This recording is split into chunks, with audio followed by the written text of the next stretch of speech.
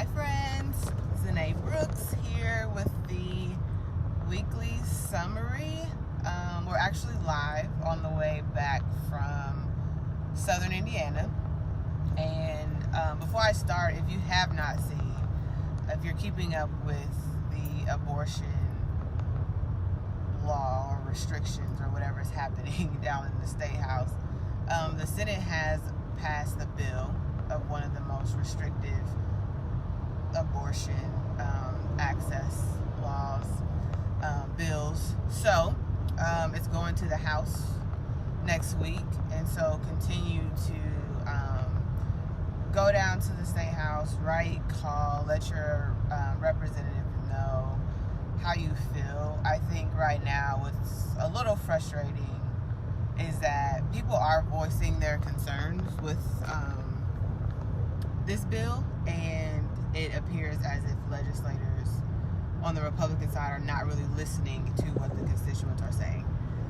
So that's why it's even more important to make sure we are getting out to vote for officials and representatives who will actually listen to the people that they're supposed to be representing and serving. So, like I said, I was in Southern Indiana this weekend, but definitely sending thanks and standing in solidarity with all the people who were down at the State House, all of our state legislators that were in there fighting for our rights. And I know there were some other candidates down there too. I saw Destiny Wells and Mayor Tom McDermott and Prosecutor Ryan Mears and Andrea Hunley and some other folks. So thanks for everyone just kind of continuing in that fight and letting our voices be heard. I wanted to give you guys a quick rundown. So if you haven't been following us on social, you can go back and see some of the details of our weekend. Myself and my team, Farron and Ariel, were in Southern Indiana this weekend, and we started off down in Evansville, and we had 10 stops along the way, I think, and I think we put out an itinerary. There was only like 5 things on there. So shout out to 9th District Chair Adam Dickey for setting things up for us, and a couple folks in Evansville. So Evansville, we stopped at the African American Museum, talked to some city leaders there, really heard about what the concerns are from the city, what things are working well, what things are not working. We went to the 4-H fair, we talked to small business leaders, and then we went down to New Albany. We're there this morning, went to the farmers market, which I probably spent too much money at, but it was great. A lot of local farmers, business owners there too. And then went to a coffee shop, met some more folks, and then just finished with lunch with the district chair. And I forgot to mention in Evansville, go back and look at one of my posts. Courtney Johnson is doing some great things in the community in Evansville. He's got a community center. It's called Young and Established, and really serving the community, underserved population. He's got a group of kids that come after school during the week and hang out on the weekends. They've done a lot of things this summer, and really providing resources. He's got a food pantry there, he's got clothing, he's got activities, computer lab, just really a great resource for the community. His location was also one of the locations that provides Wi-Fi access to those in the neighborhood. So I met some really great people in Southern Indiana doing some great work, some people that are willing to help us get the word out to vote, some people who are also running for office that we can lock arms with. So I'm really looking forward to those efforts. One thing that I really got out of this weekend is, after meeting with a lot of small business owners and minority business owners, is really connecting funding so that our communities are feeling the impact of the money that and resources that are available. I think on the one hand, there are resources available through Small Business Administration and through different federal and state funding programs, but is that really trickling down to some of our business owners? Do we know that this money is available? Does everybody know how to set themselves up or put themselves in a position to receive funding? Is there a path to entrepreneurship?